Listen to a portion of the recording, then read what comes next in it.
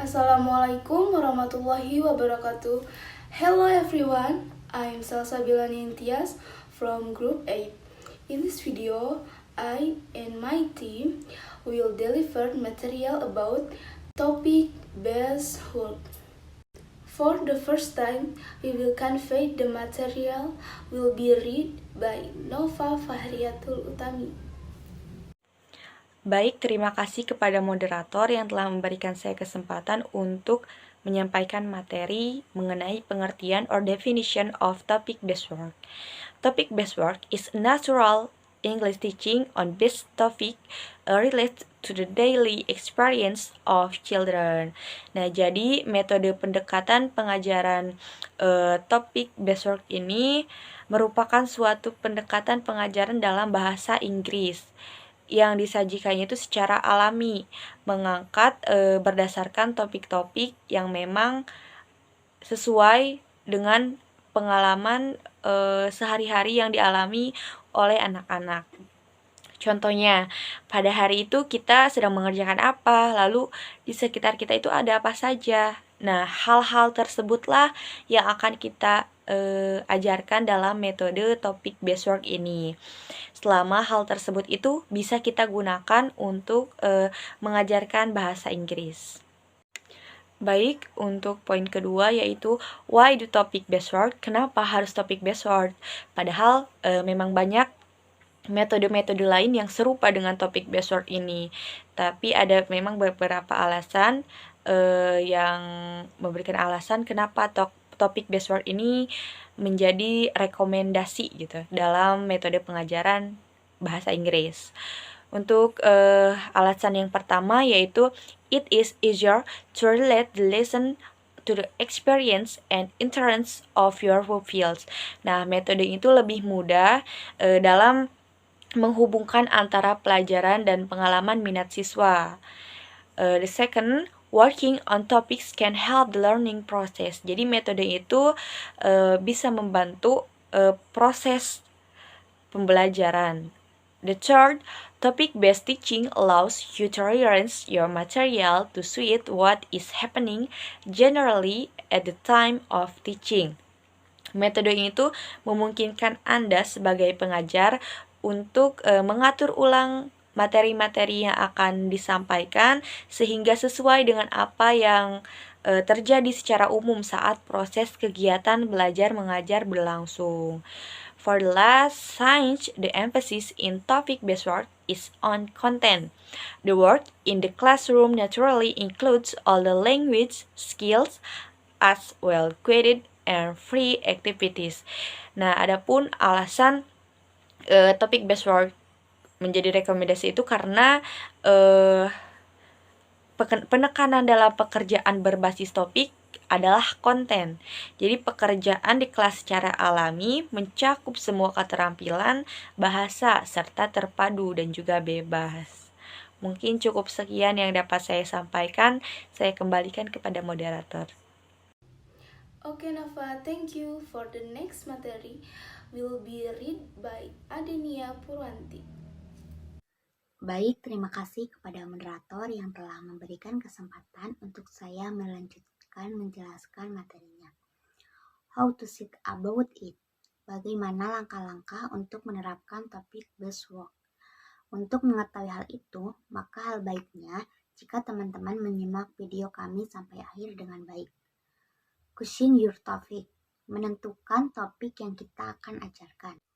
Selanjutnya, usually the teacher will decide which topic to work on.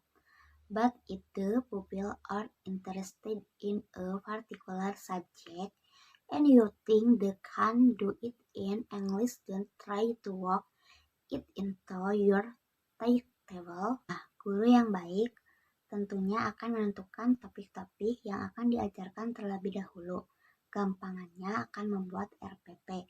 Namun ketika dalam kelas ada suatu hal yang menarik minat siswa dan hal tersebut bisa kita gunakan sebagai objek pengajaran bahasa Inggris, maka objek tersebut atau hal tersebut kita masukkan ke dalam jadwal pembelajaran kita.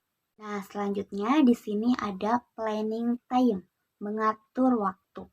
Daily you should decide at the long-term planning stage which topic you're going to work on and how long you plan to spend on each topic. Jadi, kita rencanakan terlebih dahulu topik yang akan kita ajarkan itu selama jangka waktu sampai kapan, dan satu topik durasinya itu berapa menit atau berapa jam. Berapa hari kita akan mengajarkan satu topik tersebut.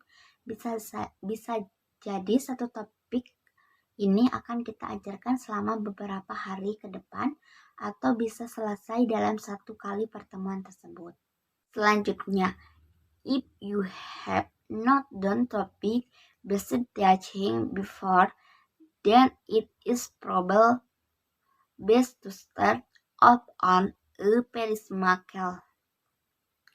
Nah, ketika teman-teman belum pernah mengajarkan menggunakan metode topic based, mungkin yang cara terbaik adalah memulai dalam skala sangat kecil uji coba dalam skala kecil terlebih dahulu.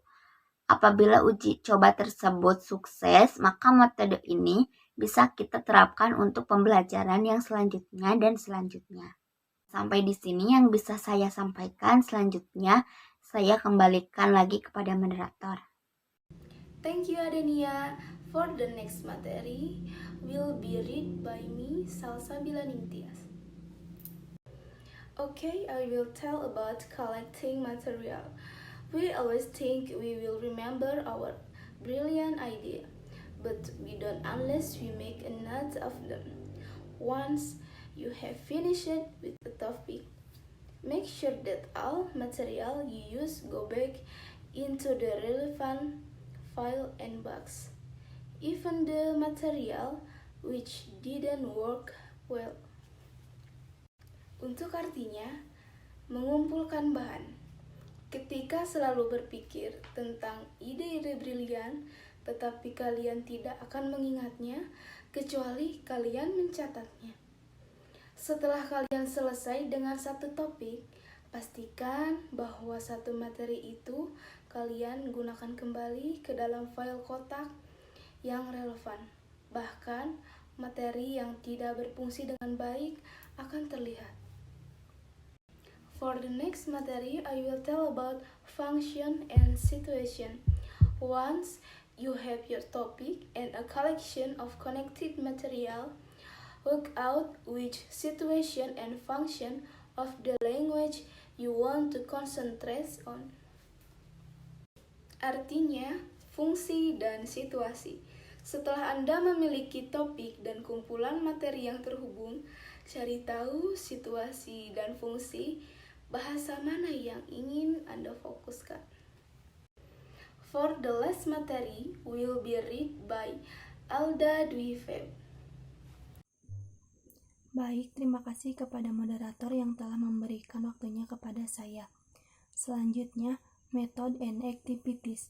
Make use of the full range of what is already familiar to the pupils as well as activities which are in textbook. Just as the simple activities have to be there alongside the more challenging ones. Metode dan kegiatan. Memanfaatkan sepenuhnya apa yang sudah akrab bagi siswa serta kegiatan yang ada di buku teks, seperti halnya aktivitas sederhana yang harus ada di samping aktivitas yang lebih menantang. Gunakan jangkauan yang luas atas apa yang terjadi kepada murid lewat aktivitas murid yang ada di textbook. Maksudnya adalah praktekan yang ada di textbook atau buku teks anak-anak itu dapat dijangkau secara luas. Seperti contoh yang paling sederhana, misalkan contohnya bisa sambil maju ke depan, menceritakan atau mungkin sambil storytelling, dan biar nanti ada refleks drama. Jadi, ketika salah satu menjelaskan, yang lain mungkin bisa mempraktekkan dengan gaya binatang. Contohnya misalkan bunyi kucing mengeong, dan semakin lama nanti akan semakin menantang. Selanjutnya, assessment. Science topic based work is complete in itself if give you and the pupils a good opportunity to ask what you have been doing. Do this assessment in the mother tongue. Penilaian. karena pekerjaan berbasis topik selesai dengan sendirinya. Ini memberi Anda dan siswa kesempatan yang baik untuk menilai apa yang telah Anda lakukan. Lakukan penilaian ini dalam bahasa ibu. Jadi, ketika pembahasan itu sudah selesai, itu akan memberikan kesempatan kepada murid dan guru. Itu menjadi suatu kesempatan yang baik untuk mencoba atau menguji apa yang telah dilakukan. Lakukan pengujian ini dengan menggunakan bahasa yang baik. Jadi misalkan diajarkan dengan bahasa Inggris dan nantinya asesmennya menggunakan bahasa Indonesia.